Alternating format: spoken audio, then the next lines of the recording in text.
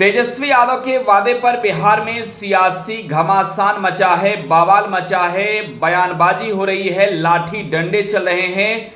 एक एक कर अब ये कहें कि वादे पर बवाल जिस तरीके से बिहार में मचा है, विपक्ष सरकार पर इस कदर आक्रामक है कि साफ तौर पर यह ऐलान कर रही है कि ये ऐलान जंगे ऐलान है। नीतीश तेजस्वी की विदाई कराने का ऐलान बीजेपी कर रही है। लेकिन पहले आपको जानना ये जरूरी है कि जिस सरकार से 10 लाख सरकारी नौकरी का वादा पूरा करने की डिमांड बीजेपी कर रही है, यानी बिहार की मुख्य विपक्षी पार्टी कर रही है, उस बीजेपी के नेताओं के वादे का क्या हुआ, इसका हिसाब अब तक किसी को नहीं मिला है।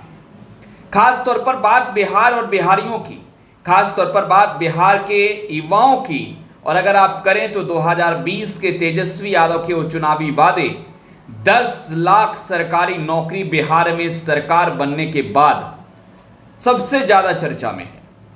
फिलहाल बिहार में महागठबंधन की सरकार बने लगभग 1 साल हो गए हैं। तेजस्वी यादव डिप्टी सीएम बन गए हैं।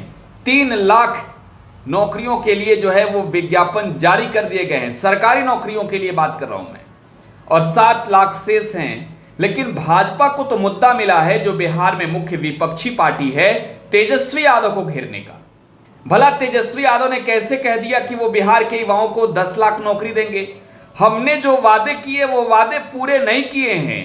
हमने जो वादे किए उसका हिसाब हमारे पास नहीं है। लेकिन आपने जो कहा है उससे पूरा कीजिए, नहीं कीजिएगा तो सरकार को घेरने के लिए सदन नहीं चलने देंगे।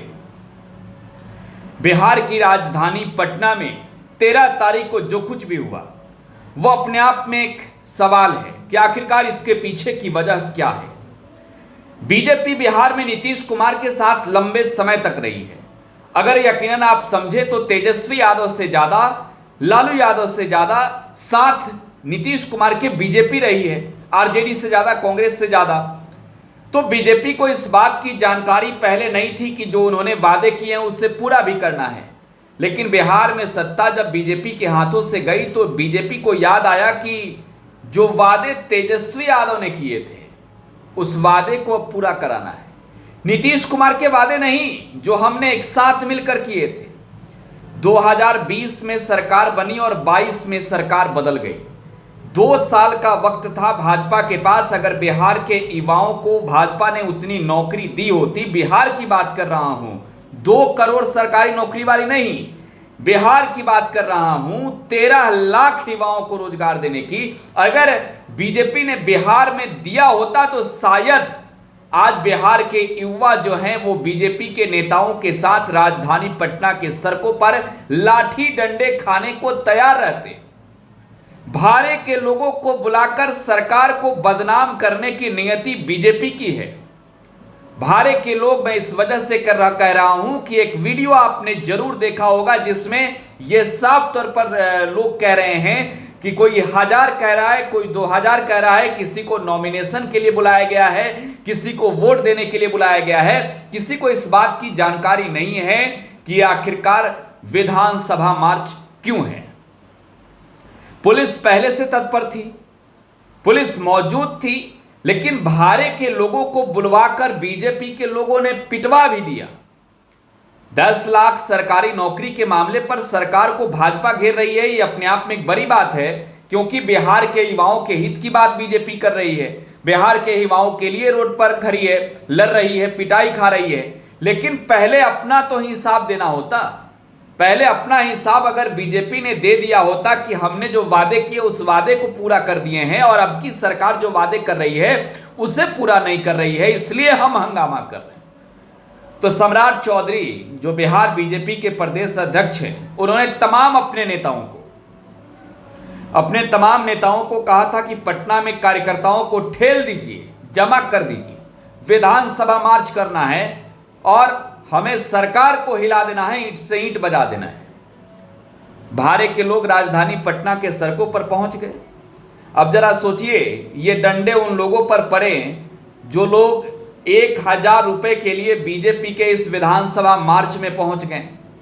जो लोग बीजेपी के इस विधानसभा मार्च में शामिल होने आए थे ये सुनकर कि उन्हें 2000 रुपये मिलेगा, नॉमिनेशन में चलना है। पुलिस ने उन पर जब डंडे बरसाए होंगे तो उन्हें क्या इस बात की जानकारी होगी कि ये उस वजह से डंडे खा रहे हैं जिन्हें इस बात की जानकारी ही नहीं दी गई थी, जिसकी उन्हें इस बात की जानकारी ही नहीं थी कि विधानसभा मार्च में जाना है। उन्हें इस बात की जानकारी नहीं थी कि बीजेपी ने आज राजधानी पटना के सड़कों पर हमें इस वजह से लाकर खड़ा किया है कि हम सरकार से सवाल पूछें। उन्हें इस बात की जानकारी नहीं थी कि 10 लाख सरकारी नौकरी का वादा किसका था, किसने किया था, और वो कह रहे थे कि वोट तो देंगे मोदी को। तो भारे के लोगों को बुलाकर पटना के सड़कों पर उतार कर लाठी डंडे से उन पर प्रहार करवा देना, यह अपने आप में एक बहुत बड़ी बात है। और ये सवाल भी है, अगर इस पूरे मामले की जांच हो तो कहीं ना कहीं वो भी सवाल सामने आएंगे।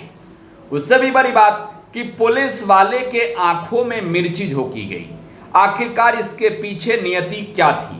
मिर्ची पाउडर झोंकने वालों की आखिरकार समझ क्या थी, रणनीति क्या थी? क्या इस वजह से मिर्ची पाउडर झोंका गया कि नेताओं पर डंडे बरसे? सबसे बड़ी बात कि बीजेपी के जो तमाम शीर्ष नेता हैं वो रथ पे सवार थे। जी हाँ, रथ पे सवार थे वो, और डंडे नीचे वो लोग खा रहे थे जो राज्य के अलग अलग हिस्सों से पटना में उनके कहने पर पहुंचे थे। 1000-2000 दे करके जिन लोगों को लाया गया था, लाजमी है राजधानी में जाना है, वक्त पूरे दिन का लगेगा, तो डिहारी लोगों को समझ लीजिए कि इन लोगों ने दिया, और डिहारी वाले मजदूर को इन लोगों ने बुलाया पटना में और उन पर डंडे बरसवा दिए। तो आप कुल मिलाकर यहीं देखें तमाम तस्वीरों को जो आपने देखा होगा, बीजेपी के बड़का नेता लोग ऊपर बैठा था, नीचे छोटका नेता सब पिटा रहा था।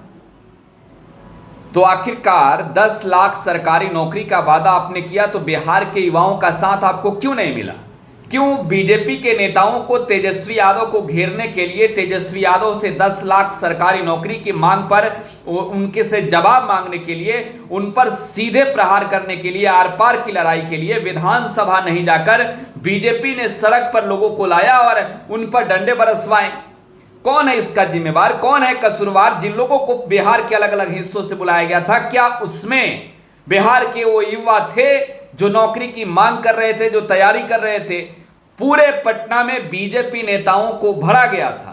मुद्दा अगर सरकारी शिक्षकों की है तो सरकार ने यह वादा कर दिया था कि हम उनसे पर्सनली बात करेंगे। तो आखिरकार विधानसभा की कार्यवाही के दौरान क्यों ना बीजेपी के नेताओं ने इस पर नीतीश कुमार से चर्चा किए, डिबेट किया, जबकि विधानसभा का सत्र चल रहा था। सरकार को घेरने के लिए भारे के लोगों को सड़क पर क्यों लाया गया?